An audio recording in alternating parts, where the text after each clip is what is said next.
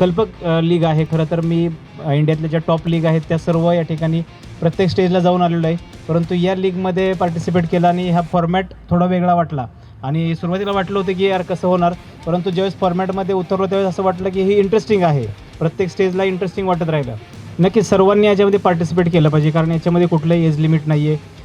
आता बघितलं तर राऊत सर आपले 50+ त्यांचं वय आहे किंवा काही यंगस्टर पण आपल्याला बघायला मिळाले. त्यामुळे ऑल ओव्हर महाराष्ट्र ही लीग आपल्याकडे जाते. तर मी म्हणेल की प्रत्येक सिटीतून प्रत्येकानंच पुढे येऊन याच्यामध्ये पार्टिसिपेट केलं पाहिजे. एक छान प्लॅटफॉर्म आहे. आपली टॅगलाईन तर आहेच की खेलेगा इंडिया तो झूमेगा इंडिया. त्या पद्धतीने आपण या ठिकाणी ही लीग ऑल महाराष्ट्र नव्हे तर ऑल इंडिया लेवलपर्यंत या ठिकाणी प्रत्येकाने पार्टिसिपेट केलं पाहिजे आणि लवकरच आपल्याला मोठमोठे आयकॉन्स सुद्धा या लीगमध्ये पार्टिसिपेट होताना आपल्याला पाहायला मिळतील.